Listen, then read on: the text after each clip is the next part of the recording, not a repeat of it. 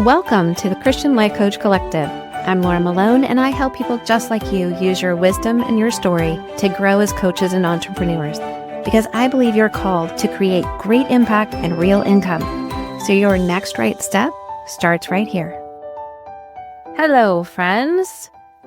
I didn't know what this conversation was going to turn into, but it just ended up going the way that it needed to go. And in the end, it was kind of a live coaching session. So this is what we're doing. I love it. Today's episode is with Sterling and Stone coach Laschl Fox. I'm super grateful for her jumping on. She's been on before in a couple of different ways. She's going to be on the Storymakers podcast as well, because she is a marriage coach and relationship coach. And she works with women who are married that want to have healthy marriages, be healthy moms. And I love her so much. She's been with Sterling and Stone for a couple of years, maybe more. We've been working together, and she recently retired from her job working at the church she attends. That's a major life transition on its own, right? But she didn't retire so that she could slow down and sit home and do nothing. She knows that she's called to coach. She wants to have a vibrant coaching practice. She wants to do the things that are in her heart to do. She's been building towards it for years. So she's set up a lot of the process that that we've walked through. I've taught her how to do and everything. But again, she's a mom and a grandmother, and she was working and very busy in the summer with VBS and all of those things. And yeah, she's doing what she can to take one next step and be faithful at it. She's laid the groundwork, but now she's in the space where you probably know it as a new coach or a coach that's trying to grow your business. You believe that you're called, you know that there's fruit, you know you help people, but growth in your business hasn't happened the way that you thought it would. And especially when you find yourself finally ready to go full-time coachpreneur and not be a hobby coach or have a side gig, So that's what we're talking about. We're talking about identity.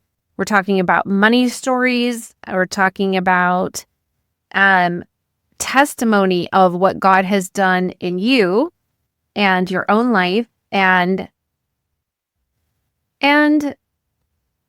we're talking about imposter syndrome. It's not something you just deal with once and forever and it's always gone. It's actually a lie that you stop agreeing with. You exchange it for the truth, like that great exchange. What does Jesus say? And then choosing to live from that. We get really practical. Testimonials, clear calls to action, lead magnets, clarifying who you really serve, considering things like group coaching. What is the next step? So basically at the core, this episode is about transition, going from side effort to full-on commitment, right? From being hesitant about things to walking in your authority. From waiting for something to happen and, I built it, when are they going to come? To intentionally building everything that you know you're called to create and then communicating it. So if you're in a season of stepping into something bigger, this conversation is going to be really familiar to you, but also really empowering. So introducing Coach Laschl. I'm praying that God will give me 5 weekly clients is what I would really like. I retired officially in December. Congratulations. Thank you. The actual last day of employment was when my daughter had her baby. Oh, December 31st. So wow. That was a big day. So I don't really feel like I've gotten into a real new normal. I've been in Houston a lot, but really enjoying just freedom to do what I feel led to do, work more on this. And so I don't know that I should expect a whole lot more, but I kind of was like, it's just going to happen, right? But it hasn't just happened. Yeah, that's one of my top podcasts is actually about that myth. If I start a business, clients will find me.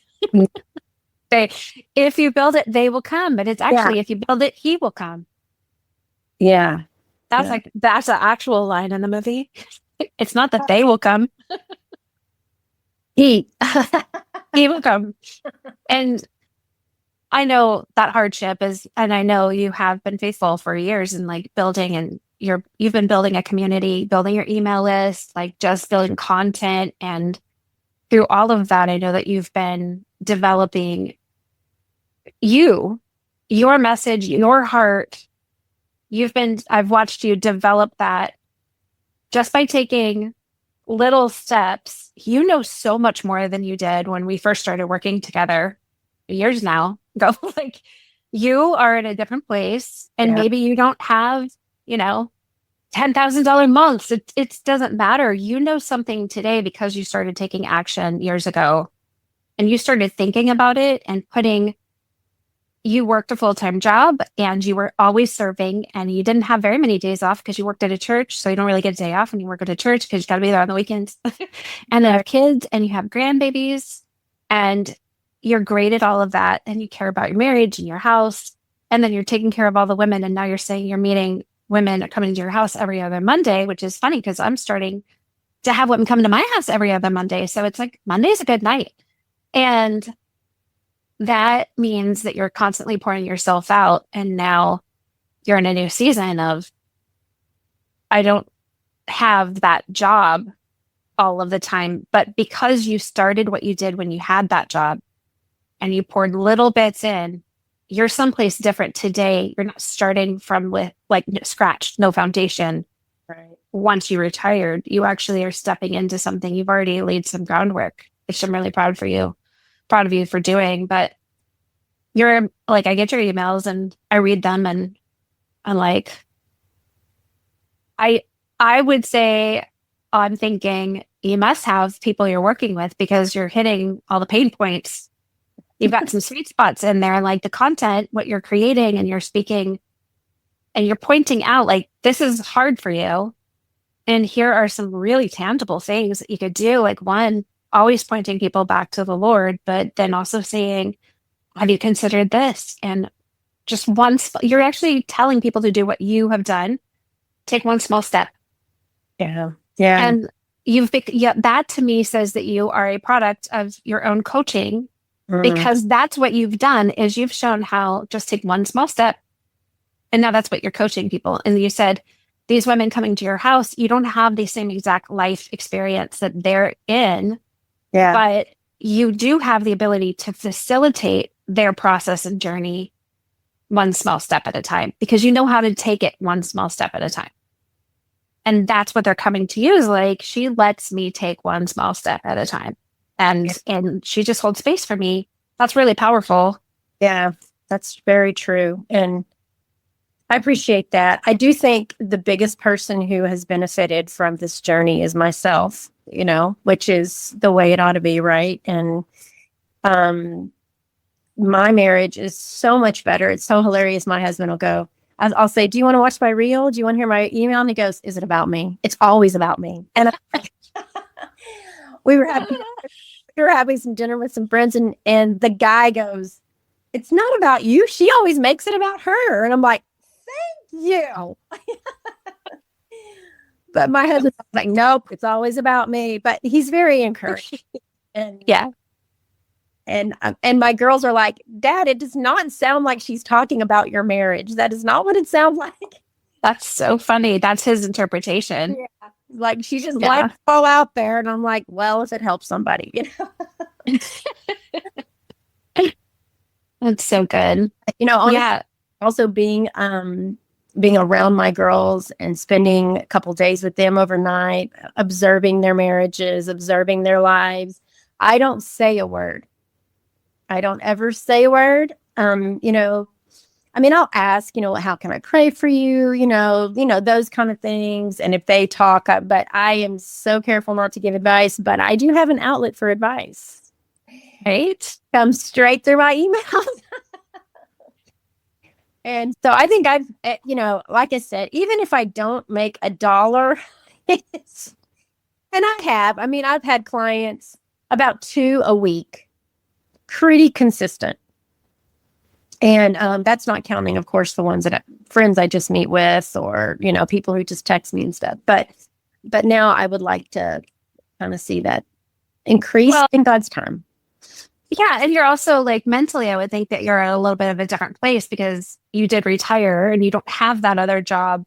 One, it's not supporting you, but you're not supporting it. So you don't have that energy being poured out into somebody else's Yeah. everything that you're supporting. You actually get to think about, how do I support me now? And your job is still supporting other people, but it's different. And now you get to put on the business owner hat and actually see yourself as a business owner, not somebody who with a side gig or a Yeah. hobby, right? Yeah. It's like level up.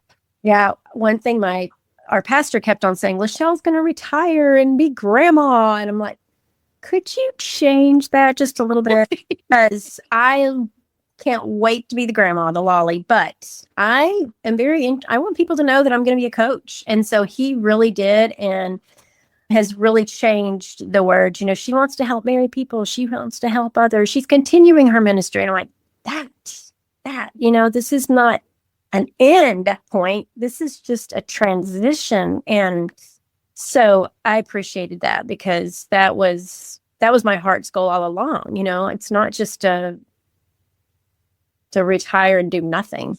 Anyway, and also I also think my grandkids are young now, and I haven't had them all, I don't believe. But once they get in those elementary, middle school years is when they'll be like, not have as much time for Lolly or need me, and that's when I'm like going to be cooking, And I love hearing my girls say, well, Lolly has to go home now because, she's a coach and she has people that she's going to meet with. And my grandson, the only one who understands, is 4.5. Really? Oh, yeah, that she helps people understand how, more about Jesus. Can she help me know more about Jesus? Oh, Coming from his parents who are always pouring into him. But, just for him to know that that's important. And anyway, that's been beautiful. And I've had taken coaching calls there, which is what I wanted to do all along, being able to be mobile. right. And them just really respecting that time. And anyway, that's been super cool. So what do you think that's like for you right now to put on, you've taken off the church job hat and you have the grandma hat and the mom hat and the wife hat still, but now you have a business owner hat. You've had the coach hat because you've been coaching for a long time, whether you had a business or not, you've been coaching. But now you have a new hat of a full-time business owner. Do you feel like you've ever put that on your head yet? Or is it, did I just give you a hat for the first time? Yeah, probably not. Probably not. Thanks for the hat. Here's your hat. I still feel like I'm growing into it, I guess, is how I feel. Because, again, because people aren't busting down my door. But I do feel very confident in what I have to offer. I really do. And the people who I coach are just so grateful. And even when they stop coaching with me, I see them reading my emails multiple times. And I'm, like they just want more, even though they're not. So I think that's really good. I've changed my verbiage, trying to be more aggressive or just more out there about asking for the business, if this is something, like the link.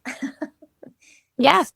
So hoping, and I've kind of settled in on a cost that I feel really good about. 4 sessions for $150, which is more than I've charged before. But I asked ChatGPT and I'm like, okay, why is my business not taking off? And it was very insightful conversation, I will say. And it was like, you're not charging enough because people need to know that you have something of value. And you need to ask for the business, was specifically what I took away from the conversation. But I'm like, but there's people out there who aren't going to add it to their budget. They're just not. They need it, but they're not going to pay for it. So that's what I grapple with. Okay. So a couple of things like ChatGPT is right because your cost reflects value created. And if you're looking at your cost as something that people have to strive to reach and suffer to pay, it will reflect the belief that you have in the work that you're doing. But it also reflects like, do you value what you bring in each session? And think about like what people don't pay for coaching. They don't pay for your time. They pay to turn off the Zoom, shut their computer, leave like the office space they've met you with, and go home with hope.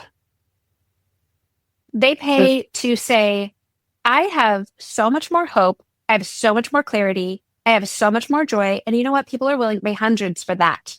Yeah. Because they're not paying you so they can pay your bills. So you can't sell to people to pay your bills. And this is about getting out of your head and into theirs so that when you tell people the cost of this is going to be not financial, the greater cost is going to be, are you willing to show up for yourself? This is going to be uncomfortable. If somebody's not willing to pay something financially, they're probably not. There's always reasons. They don't know what they actually want. They haven't determined like actually want to change, right? Okay. They don't know. They don't realize the value that you're offering them, which is a you issue because you haven't expressed the value to the level that they get it. They don't have clarity about the value that you offer. Mm. And oftentimes, if you tell me that your session is $49, then would I be willing to pay $99? Yes. $49 actually tells me like, so what does she do if she only charges $49? How much value am I going to get out of that? If we think about it from the coaching side, the business side, that we have to lower the price to get people can actually really work against yourself. Now, I always say, like, and I trained you that way in the beginning, start somewhere. And while you're practicing, you can offer free sessions and you can offer lower cost and then also create a benevolence plan. Right. But now you've been coaching for some years, whether you're charging or not. Yeah. So you actually have the experience and the tools and what God has given you to guide people from point A to point B. You have that and you can charge whatever you want. But if you don't believe that you create $100 worth of value in one session, then when you tell somebody it's $100, they're not going to believe you because you don't believe yourself, right? So it's a struggle. I know that is there, but it is a money story. And you also have to think about the fact that the benefit of making the offer to people is that they know that you can help them. So if you never sell them coaching, you never get to serve them. Yeah. So if you make the offer and you sell them something that is good for them, I was just working with a client yesterday, and I said, if we were having this pretty much the same conversation, I've had this with a lot of coaches, is if Tide never told you that they help clean your clothes, then how would you know to buy Tide? Yeah.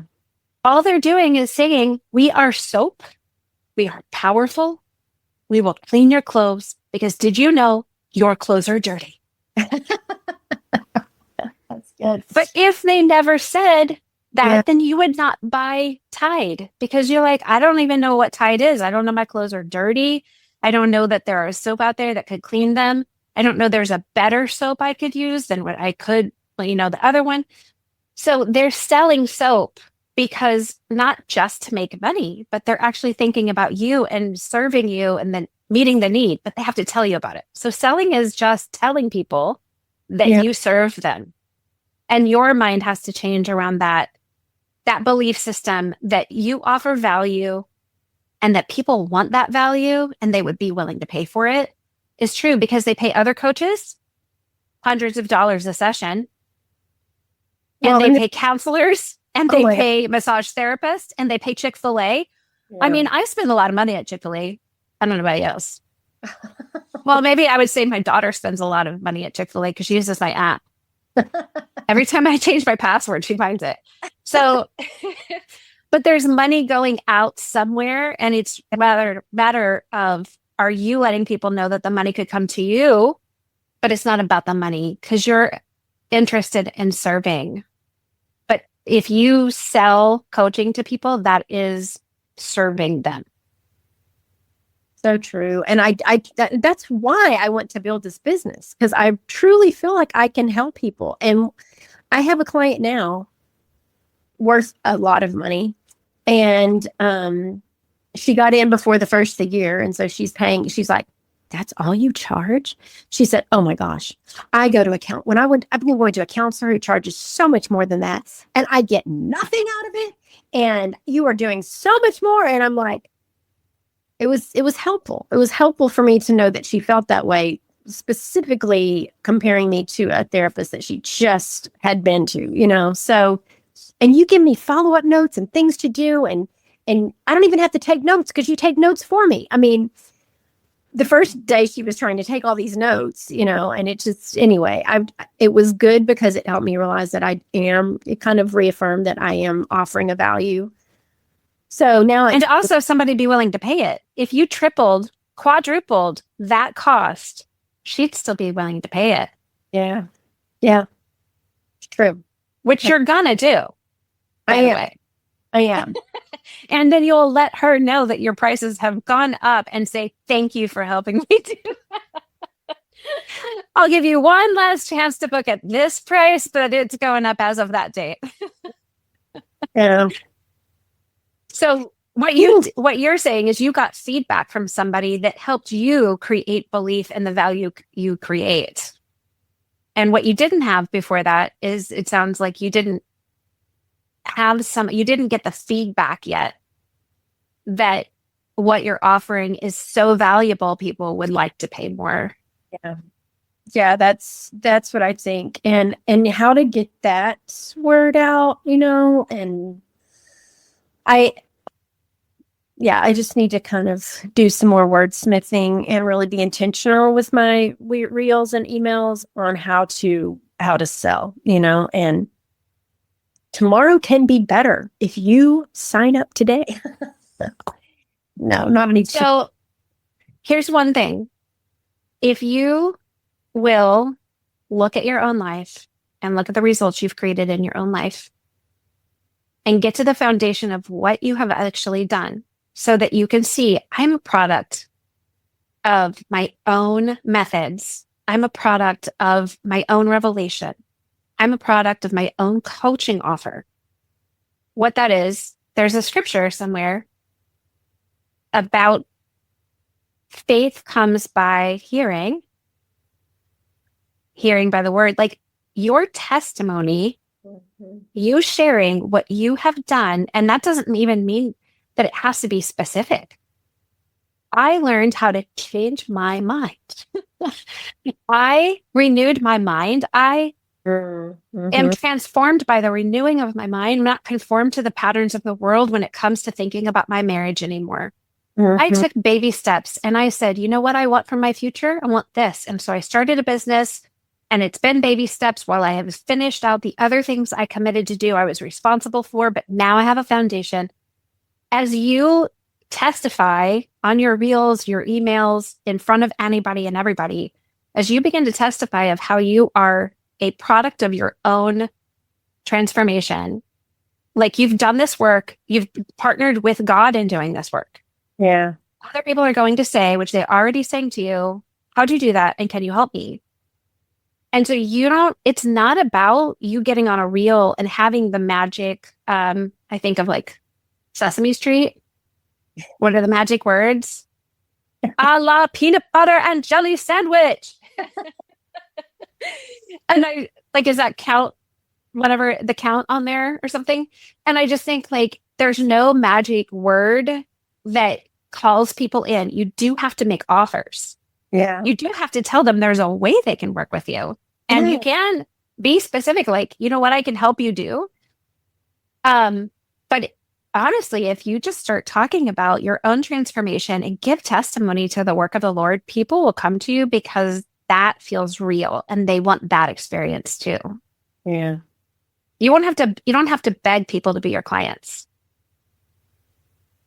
And I actually think in a lot of, let's say, Christianity as a whole, we plead with God and beg a lot.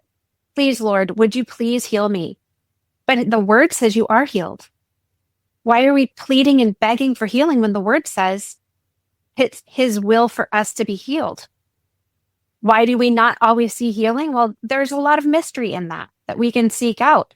But instead of begging and pleading, we have this, I think, especially as Christian women, we're just like, without somebody modeling how to declare the word of God, declare the truth, to pray in other ways where there is intercession. And sometimes there is, what's the other word for P? There's a type of prayer. I am asking God. Interceding. No, there's a P word. P word. Praise. There's just different types of prayer. And it's the kind of prayer that is like, I am asking you for this, Lord. Okay. It will come to me at the wrong time in our conversation later. But there's times where it's just like declaring the truth. Mm-hmm. Authoritative declarations. I agree with God. The word says that perfect love casts out fear, and I am in his perfect love. So I declare fear is gone in the name of Jesus. Instead of God, set me free from fear. It's like, no, receive my perfect love. It will cast out all fear. Partner and agree with the will of God. It is written. I have spoken it to you. I say that to say, sometimes that belief system that we have to plead, beg, it kind of infiltrates our other mindsets in life. Mm-hmm. And I could see that in my own life and business of what do I have to do to plead or beg other people to want to be my clients? Yeah. How do I have to not just pray, but how do I have to position and say the right thing and strive and put so much effort into it to only get crickets? Mm-hmm. Right? But when you declare the truth and you give testimony of God's faithfulness, it attracts people. I think that's if you want to talk about the, what do you call it? The law of attraction.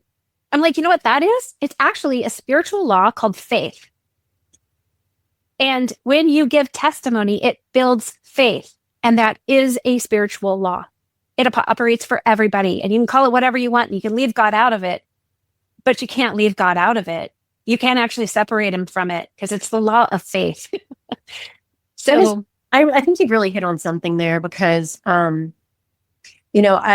don't like to turn the focus to me or on me. However, testifying to God's goodness and God's, what God has done through me and to me and, in me, I mean, that's not turning it to me, right? It's turning it to God. So I think that testimony is really a powerful tool that I have not utilized. And it's a real deal. I mean, my marriage is so much better than it was. And I really believe I have just dug in and learned and applied. And it can be better. It can be better. right. So that's powerful. Thank you for that. I will, just remind you too that you were created in his image and that there is the aspect of being true humility is to be able to say, I always use this example. When I say to a worship leader, That was so beautiful. You have a really powerful voice. Thank you for leading us in worship today. And if their response is, it's all him, I say, well, I did not see Jesus standing with that microphone. I saw you. I saw you partnering with God. Mm. And I just sometimes wish they would just say, thank you. In humility. Thank you. Yeah. I so enjoy leading worship with God. And I worked really hard to develop the skills to be able to do that with God. Because the reality is he is the best coach and he's the greatest business owner ever. He's the greatest ministry leader, but what a great resource we have. Right? Yeah. But we partner with him. And so it is us and it's him. He is Emmanuel with us. So we have the mind of Christ and then God uses our mind to impart things to the world. So you're not tooting your own horn by saying, you know what? I have these skills. I have this knowledge, wisdom, and experience. And I thank God he has given me the gift of being able to serve you from that place. Because when we separate it and we operate in the false humility, right, is pride. It's just the other side of the coin, right? So it is actually pride. And so when we leave ourselves out of it, then we say like, well, there's none of me that's of value. So how could you ever offer somebody from a place of belief that you create value if you think that there's no value in you because it's supposed to be only him? Yeah. Right. And then you don't want your clients. Why would you would never say that to your daughters. It was all God and none of you. What you did in your life to get that experience, knowledge, skills, or growth doesn't really matter because it was only God. So stop talking about you having gone to college because it doesn't matter. Yeah. It was only God. You would never say that to somebody else. Right. So that belief system infiltrates your paradigm, which infiltrates your emotion. And if the emotion is, I'm less than, because it's only God and it's only supposed to ever be God, then you're never going to tell people with full belief and confidence, I can help you and I want to. And I do it with him, you know? It's really good. And you are a powerful coach. You're a great leader and you are a great teacher. So you have so much to give and you have so much wisdom and experience. And obviously people like, I want to send my kids to your house. Can they live with you for a while? Because they need whatever it is that you can pour into them. And I would pay you. Like, and how much is rent? When including utilities and food. And actually, like, they can do chores at your house. So if that offsets it. But you carry all of that. And I know your heart is to partner with God. And so other people are going to see that. They just need more opportunity to see your partnership with God, the results you've created in your own life, and how you help other people get results. And you don't have to be manipulative in any way or set your own like point to me agenda. You just tell of the good works of the Lord and say, and yes, I do that with him. Because you know what you're going to tell clients is you're going to tell them it's not just God in your marriage. It's the work you did with God that transformed your marriage. You create value in your marriage. And that's what you want women to know. You create value in this parenting relationship you have. You create value as a mom and a wife, a daughter, a friend. So you have to be a product of that you understand your value and that you partner with God and then you pour that out into others. Yeah. But that's a really common thing that people, especially Christian women, really struggle with. Is I'm supposed to only point to him, so I can never tell anybody about me. Yeah, it's so true. I can definitely feel that as a truth in my life. And yet, so I pour out all this information and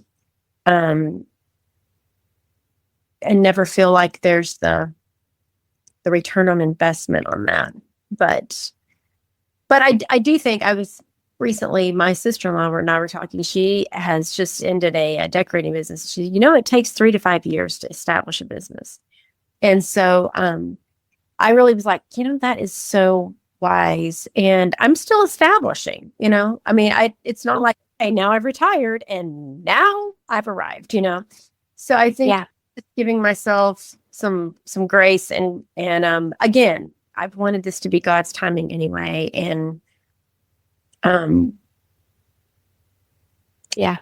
that's what I'm trusting is happening. And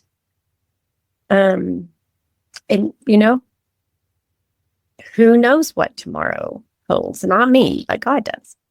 Right. But that's really helpful to bring in the partnership that I have with God and just that transformation that He has made in me and my marriage through what I've learned. Yeah, you're testifying of your partnership with Him, His faithfulness to you. And when you do that, you show women that that's possible. Yeah. If you only ever say it was all God, then they never see a model of like how they should live their own lives because you didn't have anything to do with it. They're like, well, I wish you'd do that for me. Right. Yeah. But so that's part of that is we tend to like that idea that if it is all God, then we don't have personal responsibility. Yeah. Oh, that's so true. And then we remove ourselves from, well, if it didn't happen, it must not have been God. Well, it didn't happen. The car doesn't go because you didn't turn it on. The car doesn't go because you didn't put it in drive. The car doesn't go because you didn't put your foot on the gas. Jesus is in the passenger seat going, I can't wait till we get there. But I am not going to control you. I gave you free will. I'm not going to control you and make you get in the car, but I know it's in your heart to get in the car. So I went and got in and I'm waiting. And then in that place, I don't know how to say this better than like, I think that sometimes we're afraid that we're not partnered, we're not connected with God. And so we don't trust ourselves because we think that if we do it ourselves, He leaves us. He's disconnected or separate from us if we were to get in the car without getting the audible word that we should get in the car. Instead, it's like, trust in what God has already told us. Yeah. And in His word, He's already said He would equip us for what we're called to. He's already told us, write the vision plainly so that those who read it can run. So if there is a word, like write it, lay it out, get it clear. What is in your heart? Because you look like your dad. So what's in your heart came from your dad. He designed that. So we just don't grow up with people affirming that what's in us is good. Yeah. And we don't get the affirmation that we can trust ourselves and trust God within us to be excellent or to be profitable or to be innovative or just to be good in general.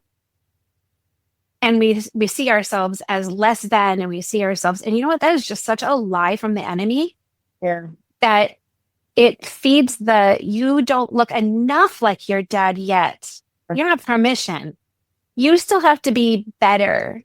You don't know enough yet. Who are you to talk? And then all of us, we get muted. Imposter syndrome for sure. Yeah.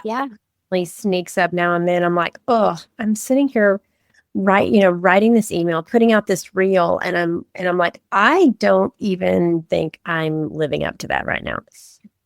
But I remember all the times you've told us to pray against that imposter syndrome and just keep on going, which has been really helpful. And like you said, just taking that next step, just believing when you don't even believe, when you're not sure. And it's been good. And honestly, I just think I am so excited to put out more content. I could sit every day, all day and put out more information because I feel like there's people who are just seeking that help, and there is a community an audience on social media that trusts me, right? And so they're looking for that because they don't know who to trust on social media, but especially the email server that I have, with 68 emails now. And Remember the day you had 0? I don't remember that day, but at 35, not been that long ago. So 0 was when you didn't have an email list. that's true. And then you said, I'm going to take one small step and start it. That's right. And it has not been that long ago. Right. And you have 68 people who are engaged, which is more valuable than 10,000 who aren't. Yeah. Who are just like scroll. Yeah. Yeah. The email list is a really powerful part of your journey because when Instagram goes down, you still have your email list. Yes. And you can constantly nurture them. And it's when they're reading your email, there's no other, of course, there's other emails in their inbox above and below, but they're not scrolling. Right. So it's the one-to-one, not one-to-many. Yeah. Yeah. Powerful place. Yeah. And another thing that I'm very excited about, I am going to start attending every other Monday night that I'm not having my ladies group, a Hearing God for Your Business at a lady in our community. And as God would have it, it's the other Monday night that it's scheduled the other Monday night. It's awesome. My husband has become buddies with her husband. I know who she is, basically. So anyway, I'm really excited how God has just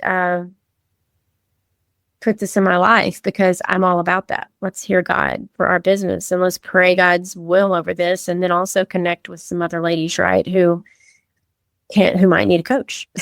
Yeah. Or know someone who needs a coach. So that's really cool coming up next Monday. And what's awesome. What's your Monday night group going to be? My husband started a kind of a men's connection time on Monday nights, and all of the wives were like, that's not fair. We want to go because we see the transformation in you and we see what you're getting out of it. And so I've been planning on doing something for women here locally, but I was waiting until we bought a building or found a place to do it. Okay. And so I am just deciding we're going to go to every other Monday so that he can have the guys over every other Monday and I leave. And then the women will come every other Monday and the guys will stay home with the kids. Okay. Yes, that's good. So, and then we, it's not like we're starting a church or anything, but we just have like a missional community. So it's like, come over, every month, have a Sunday of like, come over and hang out, eat, connect, grow together, Very cool. And yeah, the problem is like, I haven't even had the women's group at my house yet, but we've outgrown my house and there's too many, women are hungry. Like, it's so awesome. I love that the men can come here and my husband can disciple and lead them. But women are like, a lot of women don't get to leave home. Yeah. And have space during the day. They're like with the kids or whatever, especially younger moms or something. And we have so many responsibilities and things in our hearts for our people that we put ourselves aside for so long. And I love to be able to help people hear the Lord for their lives and their personal identity, purpose of belonging, their families, their kids, their spouses, and their marriages, and of course, their businesses. Who are you as a coach? Like, what does Jesus say about you as a business owner? Yeah. He's an entrepreneur. He's an apostolic, planting, gardening, and we look like God. So he's in us, with us, and working through us. So what's that look like for each one of us individually? And I don't know. The word for the prayer is petitioning prayer. Petitioning. I know it started with a P. Petitioning. So, yeah. And it's the God, I need wisdom. I need help right now. And it's like nothing wrong with that, but then there's the declarative prayer is like, I already know what you've said. It's in the word. I've heard it from you. Like, I'm declaring that you're my refuge. I don't need to ask you to be my refuge or plead with you to be my refuge. You are my refuge. Then there's the lamenting prayer. Can't leave that out, even if it's like weird to read a whole book about the lamenting prophet or something. And then there's the listening prayer. And I do that a lot in coaching and just guide people through listening prayer. And let's see what God has to say about that. And let's go be with Jesus and invite him to speak into this. Mm-hmm. Then that intercession is standing in the gap for something or someone. And then I see as thanksgiving as just the gratitude prayer of just pouring out that just leads to that place of praise and worship. And so I believe in petitioning the Lord at times. I just don't think it's not the only way to talk to him, right? To me, I just like to get in the car and talk to Jesus. I'm like, okay, he's in the passenger seat and we're just, as we go, we're just having a relationship and a conversation, and it's really regular. And then my husband's like, who are you talking to? Because I talk to Jesus like I talk to you or like a friend, and I'm kind of spicy and sarcastic, and he likes me like that. Jesus is witty and sarcastic, not mean sarcastic, but like fun sarcastic. I love that. So good. So good. I don't know where I was in that. I just petitioning came to me, and then all of a sudden I remembered all of it. I said it's going to be an inconvenient moment when that word comes back to me. You worked it right in there. So I just want to visit this for a second. So you have this new season. I just gave you a hat to put on. And you are now officially a full-time business owner. And this is your new baby. Okay. And it's no longer time. You've had a season of treating this like it was a side gig or a hobby or something you were cultivating.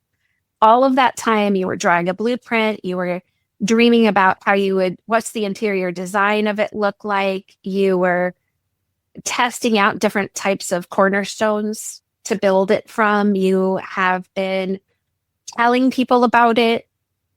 You've been teaching and cultivating your heart and who God is in you, who he's designed you to be.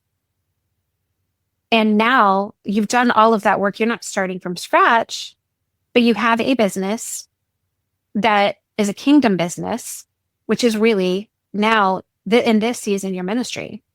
Because a ministry isn't for profit or nonprofit. That's a governmental status. It's a piece of paper. Because I have both. And they're both my ministry. And on one of them, I just don't pay taxes if I pay for hot dogs at Costco to feed people. Like, that's the only difference. And I have to do a lot more work for a nonprofit to prove a bunch of stuff. It's actually much harder. But they're both ministry oriented because they're what I'm called to do to reach the world and be the hands and feet of Jesus the way only I can, doing what I'm called to do. You're doing that now. This is your season of ministry in a business. And it has to be treated like you're full in. Like, this is not separate any longer. God's called you to it. It works. You've seen results in your life and in other people's lives. And you want to do more of it, and you want to charge money for it so you can do more of it. Yeah. But also when people pay for it, they're invested at a higher level and they get more out of it. I know. I know that. So there's benefit on both sides. The more you get paid, the more you can do to serve more people. Yeah. And the more people who are invested, the more results and engagement and transformation actually occur. So the issue is not actually how much money does 55 minutes with you cost, because we're not charging for time. Yeah. You can charge as much as you want for time. In that case, I should be rich as a mom, right? They should have been paying me. I like a paycheck for the back pay. I retire. But that never ends, though, friend. No, not It doesn't. the mama thing never ends, which we wouldn't want it to. So No, you do it for free all over again, yeah. But I think too, like some of that mindset is the struggle of I would do this for free because I get so much out of it and I help so many people. But the problem is if you do that, then you need to go get a full-time job doing something else. Yeah. Right. Yeah. Which is what you've been doing for the past few years. You've been, you know what? I still need this full-time job until such a time as that. Right. But now it is such a time as this. Yeah. You're not looking for such a time as that anymore. We're here. We're here. Yeah. So setting yourself up now to be a business owner that knows that you need to make offers to let people know. And just think of that. Selling is just communicating. Yeah. It's not sleazy because you're not sleazy. Nobody was ever going to hear you say that you can help them and think that you're sleazy and manipulative because you offered to help them. Right. So that's where you have to get out of your brain and into theirs and go, you know what? How many times has somebody actually looked at you and said, I can help you with that. And I want to. Here's how. Maybe you. Okay. Well, that's great. I'm a product of my own coaching. That's good to know. But how valuable is it when somebody looks at you and says, I get it, and I can help you with that? Yes. Yes. Yes. So now it's time for you to start telling people, I get it, and I can help you with that. Yes. And then you don't have to worry about selling anything because it's not about you trying to make money or like build your own $10 million empire without Jesus. That's not what you're doing. No. So don't let the enemy tell you that if you tell somebody that you can help them, that you're not leaving Jesus out and you're not sleazy and manipulative or slimy. You're not, that means like if you are sleazy and slimy and manipulative, then it's that picture of the car salesman and you drove home a lemon, but you don't coach anybody to own a lemon. Isn't that what you do? No, not at all. So that feedback that you got from your one client that said, that's all you charge, it's because she sees the value that you create and she would be willing to pay for that value. Yeah. So you said, there's so many women out there who can't or won't pay for coaching, but that's why you have free reels. Social media is a free place to create content and guide them until they can pay for coaching or want to.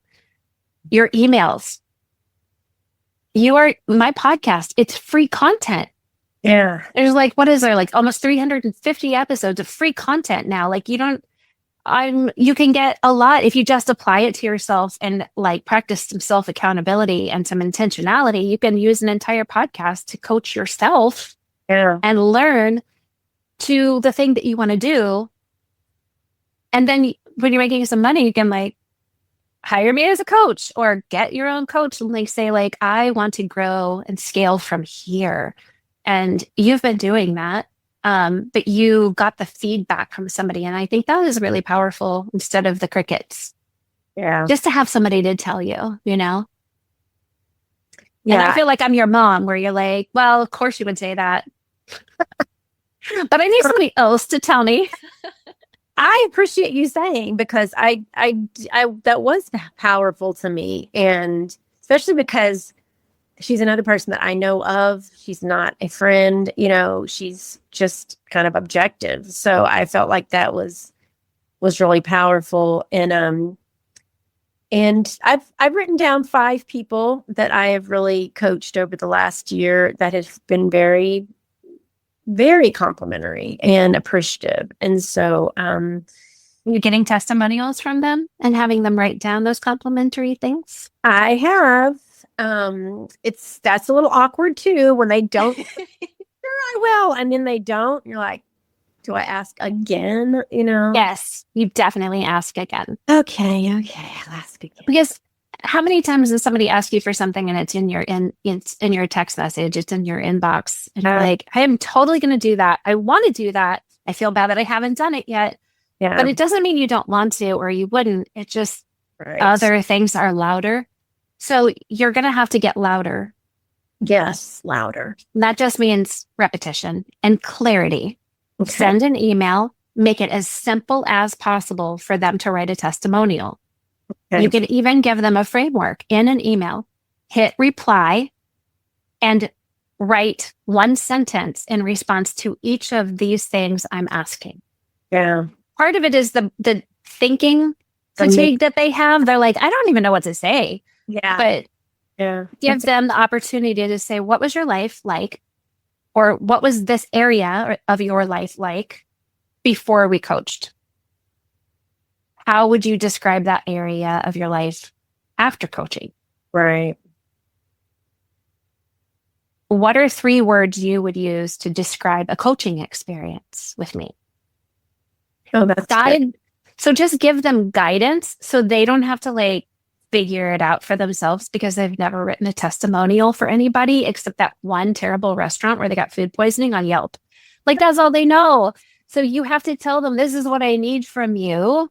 Right. If they're not responding, it's not because they wouldn't say it to the public. It's just because it's a time issue. It's not a priority, but they want to, or they just don't know what to say. So simplify all of those things for them. And it's unheard to give somebody a deadline. Could you do it? Yeah. By the end of this week, would you mind hitting reply and just, good. And then, you know what? Even if you never put those testimonials anywhere, print them out and put them on your refrigerator and read them every day and be like, it's not crickets. There is actually feedback. There is proof that I'm pretty good at this thing called cognitive. But you will use those testimonials down the road, if not now.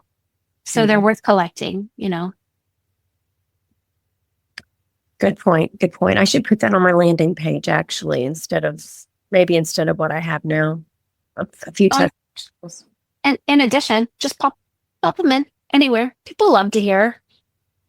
I know that there's websites out there where there's like the entire landing page is like 50 testimonials, and I don't even care. I'm not going to read them. No. And at this point, I don't even believe you.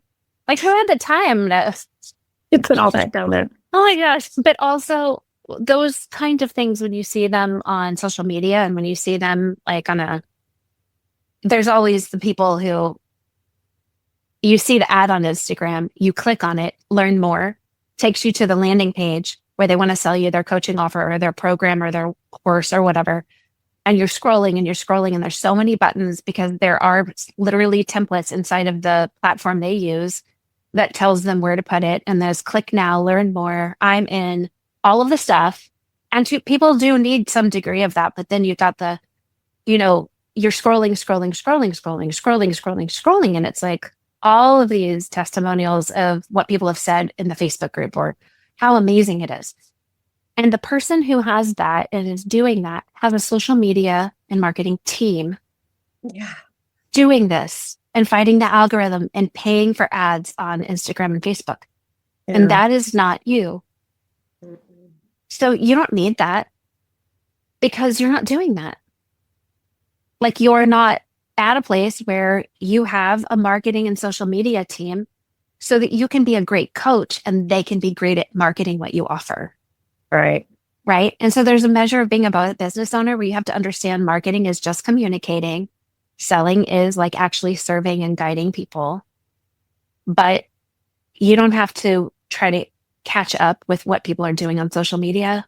Right. Or do those things either.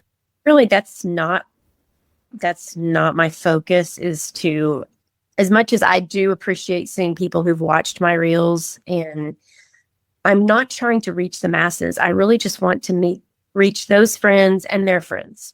That's who I'm, not the masses. I don't think that's not what I'm doing. So no.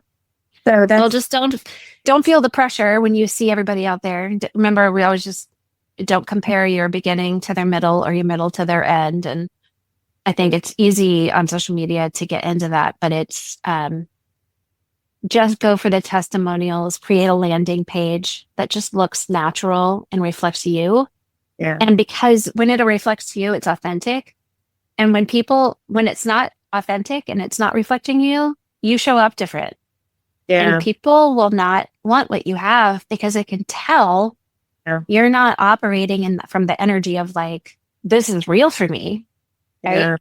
But they will want what you have when you're like, I am totally in alignment with everything that my website or my landing page says, because that's just me talking.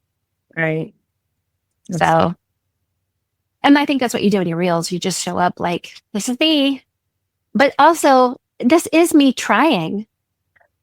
I am trying and I am stretching, and it might not be comfortable, but I'm trying to authentically be me in a weird.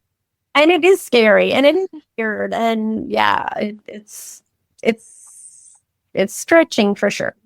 Yeah, it is. It's good. And I like you've always said, you've got to start somewhere so you can then make it better. Yeah.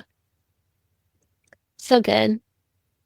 Well, Well, this has been a great conversation. good. I was trying to think of what it was that I'd said right before you started recording so we could replay that, but I can't remember what it was now, what we were talking about. But anyway, maybe you can. I think, you know what? That is a good conversation for another podcast. We were talking about the women who are at some part of a divorce journey and how to meet people where they're at when you haven't experienced this. You haven't mastered that. But And don't want. right. But you can still guide and facilitate and help them where they're at, meeting people where they're at when you don't identify with exactly where they're at. Right. Yeah. Right. One needs to just take baby steps, right? I mean, that's and I think that could be actually two different conversations, probably good for story makers, because I feel like we just did like a live coaching session for First and Life Coach Collective. But I think we should have a different conversation. Maybe one is about what's it like to just take action now and take baby steps to start thinking about a foundation for something for the future and how you've done that. And then maybe the other one is a conversation. Maybe it's a little bit down the road after you've kind of worked with these women you're talking to right now. And we have a conversation because there's a lot of women. It's part of why I started my business is I want to help support women who are single moms who find themselves after supporting a husband for decades alone and wondering, now what do I do? Yeah. Like all of these situations that women find themselves in, because I was raised by a mom in that situation. And I saw like how hard her life was, and she had nothing in her mind. She had nothing to give. And she was fully responsible for 3 kids with somebody who didn't want any of us, didn't want to be a dad and didn't want to be a husband. And I'm like, you know what? We just deserve support and encouragement and community and equipping and encouragement. Like we give that and pour it out to everybody and then don't always receive it from anybody. And then even when people pour it into us, we are not used to receiving. So we resist it and we can't absorb what has been poured in. And I'm like, you know what? If I could just help women heal and understand the truth about their identity, purpose, and belonging, and find out that some of them could start a business really cheaply with the little, like, all you need is a phone. Yeah. You can coach over the phone. Yes. And actually, I found that ladies really prefer a phone call than meeting up with someone. It's so hard. Who has time to like leave and exactly. And then you have to like buy the $6 cup of coffee or whatever, and that just can't do it. So yeah. So that's been good. And also just still interested in planning to open my home more to coaching situations as that those opportunities arise. Yeah, I think you're already doing it to some degree. I don't think it would be hard for you to offer group coaching in your home. That's a good idea. I had not thought about that in a while. So one thing is you're spending the same amount of time, but you can lower the cost for people because you're creating the same amount of value in one space that you don't have to pay to rent or anything. Right. And you are spending the same amount of time creating the same amount of value doing it once, but it's serving multiple people at once. So you can lower the price because while they get the same value, Yeah, they actually get more value. because they're relating to the others as well. Right. And a lot of times people learn so much more from somebody else getting coached than if they were getting coached because they can contextualize it. But they're also not in like the hot spot, like the chair in the middle where everybody, but also they get community, like connections, time with other women and peer support and a relationship outside of the group coaching. Yeah, I need to think about that again. It was last January that I put out some feelers about a group coaching session, and I got a new client, but she wanted to be one-on-one. And I got one other person who said, yeah, I'll do it. But I'm not going to talk in front of people. She said, I'll do it just because it's you. And so anyway, I put that on the back burner because I did get a new client, and it just seemed like the ones that I reached out to really preferred one-on-one. But if I could figure out the logistics of that, if there was a daytime situation, that would be good. So you could spend let's just say you could tell yourself, well, within the next 6 months, I'm going to start doing that. Yeah. Or you can spend the same amount of energy and say, I'm going to make a decision about this in the next week. Yeah. And I'm also trying to hone in on my ICA as far as age goes. And that really fluctuates because I've got all ages on my email and people on the reels, So what do you think the youngest age is? The youngest? Well, the youngest would be probably my youngest daughter, who's 25. Perfect. Your ICA is 25 and up. Oh, I can make it that broad? Yeah. Perfect. Does your ICA is like married? Yeah. Okay. Well, people get married at 25. Yeah. And what you're doing is if you're coaching somebody who's 50, you're coaching on somebody who you're having to respond to where they find themselves in marriage. When you coach somebody who's 25 and married, you're helping them to mitigate and prepare. Yeah. You're coaching at different stages of marriage. Yeah. And relationship and knowledge of themselves and their spouse. So you've got a very different person, but you're totally able to coach both of them. Right. Good. They're just, they have different pain points. Right. But you can help both of them. And so if you just pick like married and up, that's how old she is. Married and up. I like it. That's good. And remember, like doing, looking at your niche and your ideal client avatar, that is all to help you create content and offers and develop your marketing so that so it's a marketing method. Okay. It's not a coaching method. I see. Okay. So it's helping you understand this particular group of people, your audience of clients, not necessarily an audience of like Instagram followers. Right. Because they're not all engaged. So they're not all your ideal audience, but they are your audience. And and the people on your email list, they're going to fluctuate. But your ideal client she's a married woman. And also part of what makes her ideal is she will pay you.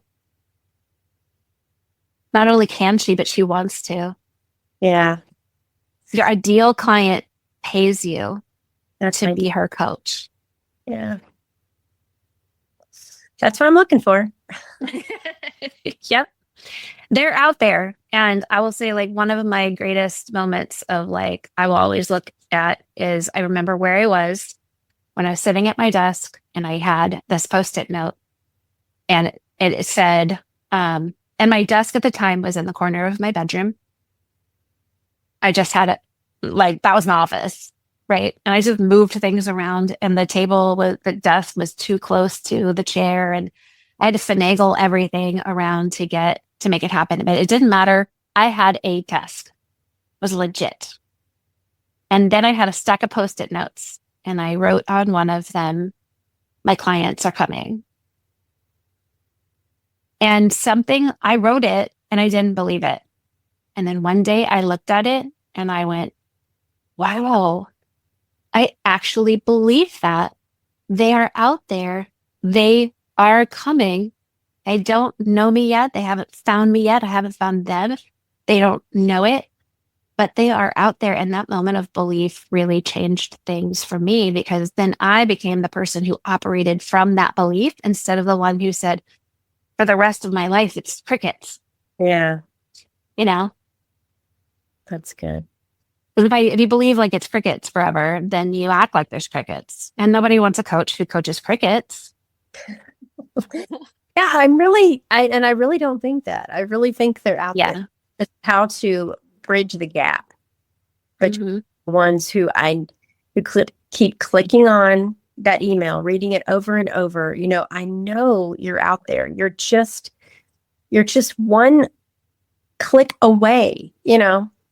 Right. So, just recently I put on my email, you know, what it would look like to coach with me. And I put 3 steps, you know, this is what we would do. So hopefully just trying to get them a little more clear about what that looks like. Yeah. Well, just making sure you have I know that in your email at the bottom, it says, you know, like you have a CTA, a call to action there. And that's good. And maybe do you have some lead magnets people can sign up for where they get little free downloadable things? I do not. That would be a good thing to work on. And you use Flowdesk like I do. Mm-hmm. That's where your email service provider is. And so that's where all my lead magnets are there, right? And so that lead magnet doesn't have to be anything extravagant. It can be a 1-page download with some powerful questions you can ask yourself, or a short devotional, or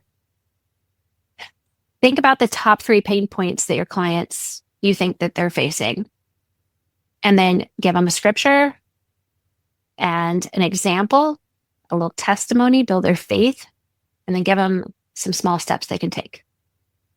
And then you create a form inside of Flowdesk. And that's a landing page where you collect their email address. And obviously, your email list can have this without having it, you know, you already have their email list, their address, right?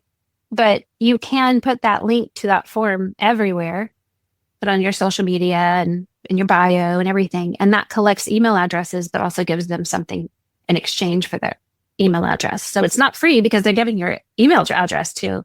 Right. But then you're building out, because in your email address, that's where people are going to learn more from you. And one day, that one woman, 2 years later, is going to say, now's the time. I'm ready. I want this right now.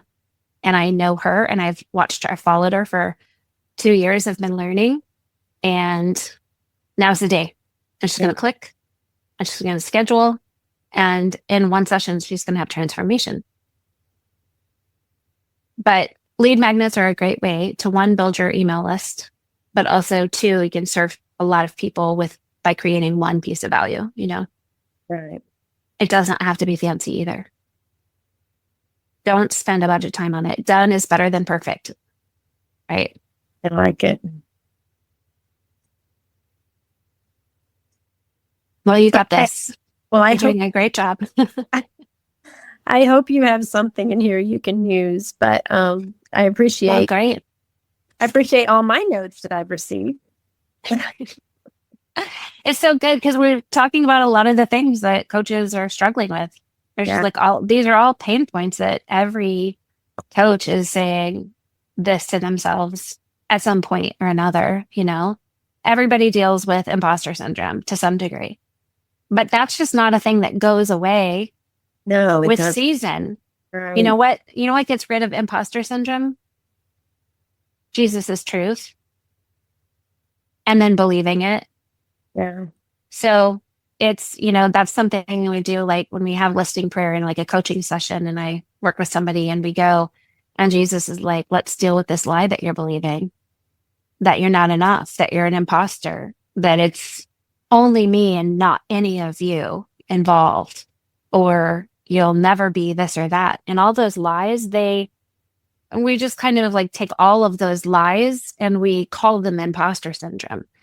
But then we just put them at the foot of the cross. We put them in the hands of Jesus. And then we go, I'm going to exchange these lies for the truth. So what's the truth, Lord? We pull the root out, which looks like a dandelion root. We're not going to mow the dandelion over. We're going to pull the root out. And then we're going to go, I'm not an imposter. He is. The enemy is the imposter. And God is the creator. And the enemy can only pervert and twist what's been created. He can only make a counterfeit. And I'm not the imposter. The enemy is projecting onto me because it keeps me separate and it keeps me from walking in the truth. And if he keep me locked in that lie, he will. And if I keep agreeing with him, I keep giving him the power in it. So the only thing that breaks down imposter syndrome is trading that lie for the truth and hearing what Jesus says, and then believing it and living from that instead. Every time the enemy shoots that fiery dart of, who are you? That's what he said to Eve. Yeah. Who are you? Like, do you think he really told you that? Like, is that what he really said? Is he really giving you everything, or is he withholding from you? Is he actually a good dad? I don't know. He just wants to speak to you that you're an imposter. You're not who you say you are, and neither is God. Yeah. It's just a light from the pit of hell. That's all. That's all. It's a shadow. It's a stupid thing, and God's bigger than that. And he's like, yeah, I know. But you're not an imposter. You are an original design. Well, thank you. Thank you for your encouragement and your tools as always. And love working with you. I'm really excited for your next season. Thank you. It's going to be good. And I believe that. I really do. Yeah. And you get to do it while you still get to be grandma. Get to be Lolly. I do. And I love it. And love showing my girls that, you can be a committed mom and you can still transform, different times, multiple life. So, yeah. You are a mom, but you're not only a mom. Right. There's so much to you. It's valuable. I'm excited. I'm happy for you to have that. You're creating a legacy, because what you show them, they're going to show their kids, and you're really impacting an entire generational line.